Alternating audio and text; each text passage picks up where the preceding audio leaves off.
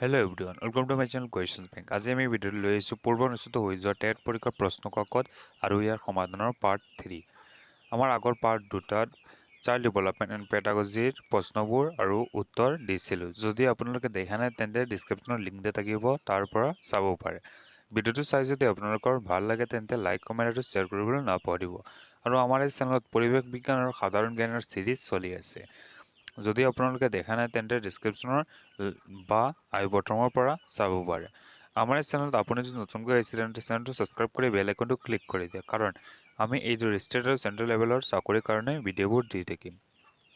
আহকচোন বাৰু আৰু পলম নকৰাকৈ ভিডিঅ'টো আৰম্ভ কৰোঁ। আজিৰ আমাৰ প্ৰথম কুৱেশ্যনটো হ'ল, কেনেধৰণৰ খাদ্যই খাদ্যনলী পৰিষ্কাৰ ৰখাত সহায় কৰে? উত্তৰ: আহযুক্ত খাদ্যই খাদ্যনলী পৰিষ্কাৰ ৰখাত সহায় কৰে। কুৱেশ্যন নম্বৰ 62, প্ৰকৃতিৰ বৃক্ষ বুলিলে কি বুজায়? উত্তৰ ডি, জলাহভূমিক প্ৰকৃতিৰ বৃক্ষ বুলি কোৱা হয়। কুৱেশ্যন নম্বৰ 63, নামদফা ৰাষ্ট্ৰীয় উদ্যানত উত্তৰ পূব ভাৰতৰ কি প্ৰকল্প আছে? উত্তৰ: নামদফা ৰাষ্ট্ৰীয় উদ্যানত উত্তৰ পূব ভাৰতৰ ব্যাঘ্ৰ প্ৰকল্প আছে। কুৱেশ্যন নম্বৰ 64, কি খাদ্য গৰু ম'হৰ কাৰণে উত্তম? উত্তৰ চি, শুকান খেৰ গৰু ম'হৰ কাৰণে অতি উত্তম। কুৱেশ্যন নম্বৰ 65, কিহৰ অভাৱত মানুহৰ পুষ্টিহীনতা হ'ব পাৰে? উত্তৰ: সুষম আহাৰৰ অভাৱত মানুহৰ পুষ্টিহীনতা হ'ব পাৰে। কুৱেশ্যন নম্বৰ 66, জীৱন ধাৰণৰ মানদণ্ড নিৰ্ণয় কৰাত কিহৰ গুৰুত্ব আটাইতকৈ বেছি? উত্তৰ এ, শিক্ষাৰ গুৰুত্ব জীৱন ধাৰণৰ মানদণ্ড উন্নত কৰাত আটাইতকৈ বেছি। কুৱেশ্যন নম্বৰ 67, বায়ুমণ্ডলৰ কোনটো স্তৰে সূৰ্যৰ পৰা অহা ক্ষতিকাৰক অতি বেঙুনীয়া ৰশ্মিৰ পৰা জীৱ-জন্তুক ৰক্ষা কৰে? উত্তৰ চি, ষ্ট্ৰেটোস্ফিয়াৰে ৰক্ষা কৰে। কুৱেশ্যন নম্বৰ 68, বিশ্ব পৰিৱেশ দিৱস কোন দিনা পালন কৰা হয়? উত্তৰ ডি, 5 জুন। কুৱেশ্যন নম্বৰ 69, কি বস্তুৰ জৈৱ অৱনমন নহয়? উত্তৰ এ, পলিথিনৰ জৈৱ অৱনমন নহয়। কুৱেশ্যন নম্বৰ 70, পৰিৱেশৰ কি তিনিটা উপাদানৰ অবিহনে পৃথিৱীত জীৱৰ উপস্থিতি সম্ভৱ নহয়? উত্তৰ বি, বায়ু, পানী আৰু মাটি অবিহনে। কুৱেশ্যন নম্বৰ 71, কোন চনত পৰিৱেশ সুৰক্ষা আইন প্ৰৱৰ্তন কৰা হৈছিল? উত্তৰ বি, 1980 চনত পৰিৱেশ সুৰক্ষা আইন প্ৰৱৰ্তন কৰা হৈছিল।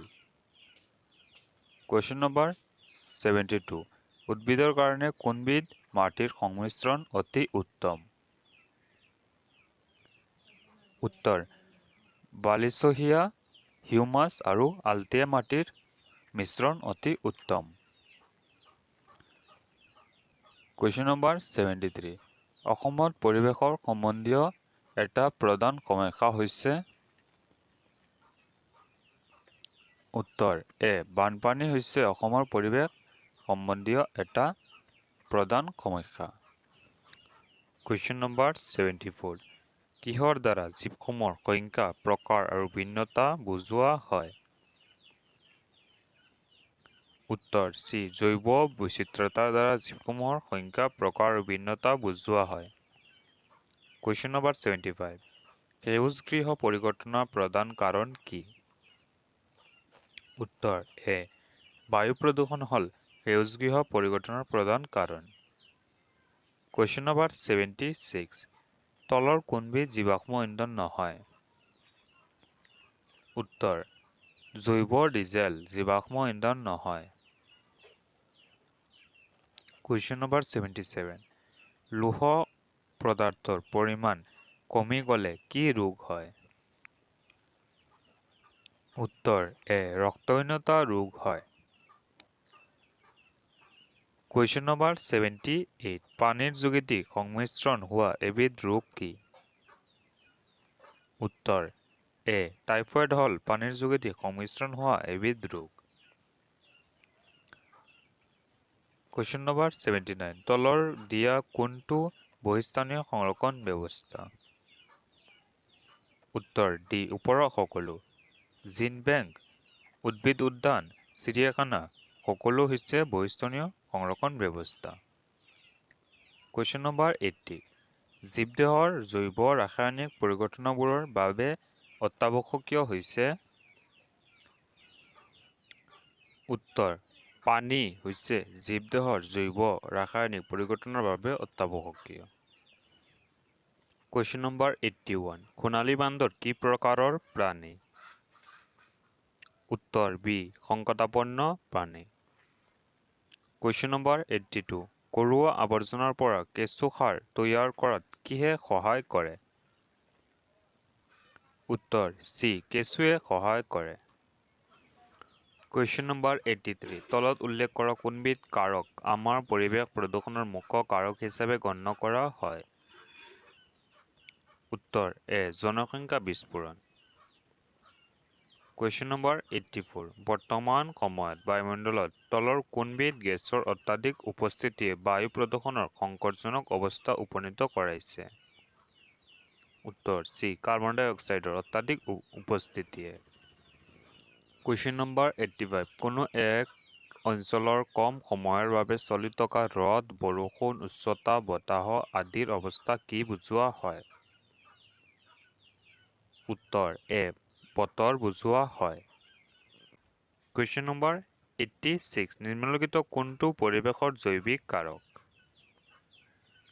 উত্তৰ ওপৰৰ সকলো যেনে উৎপাদক উপভোক্তা বিয়োজকক পৰিৱেশৰ জৈৱিক কাৰক বুলি কোৱা হয় কুৱেশ্যন নম্বৰ 87 সংস্কৃতি আৰু পৰম্পৰাই তলৰ কোনটো বিষয়ত অৰিহণা যোগায় উত্তৰ চি সামাজিক ঐতিহ্য আৰু পৰিচয়ক অৰিহণা যোগায় কুৱেশ্যন নম্বৰ 88 চিপকো আন্দোলনৰ লগত জড়িত তলত উল্লেখ কৰা কোনজন ব্যক্তিক 2009 চনৰ পদ্ম বিভূষণ বঁটা প্ৰদান কৰা হৈছিল উত্তৰ বি সুন্দৰলাল বহুগুণাক কুৱেশ্যন নম্বৰ 89 ভাৰতৰ পৰিৱেশ সম্পৰ্কীয় আইনসমূহৰ ভিতৰত তলত উল্লেখ কৰা কোনখন আইন প্ৰথমে বলবৎ কৰা হৈছিল উত্তৰ পৰিৱেশ সুৰক্ষা আইন 1980 চনৰ কুৱেশ্যন নম্বৰ 90 প্ৰাণীৰ বিশুদ্ধতা ৰক্ষাৰ উদ্দেশ্যত থকা আইনখন হৈছে কিমান চনৰ জল আইন এই কুৱেশ্যনটোৰ এনচাৰ আপোনালোকৰ কাৰণে ৰাখিলোঁ ইয়াৰ এনচাৰটো কমেণ্ট ছেকশ্যনত দিবলৈ চেষ্টা কৰিব তো ভিডিঅ'টো চাই যদি আপোনালোকৰ সহায় হৈছে বা ভাল লাগিছে তেন্তে লাইক আৰু শ্বেয়াৰ কৰিবলৈ নাপাহৰিব আমাৰ ভিডিঅ' ইয়াত শেষ কৰিলোঁ ধন্যবাদ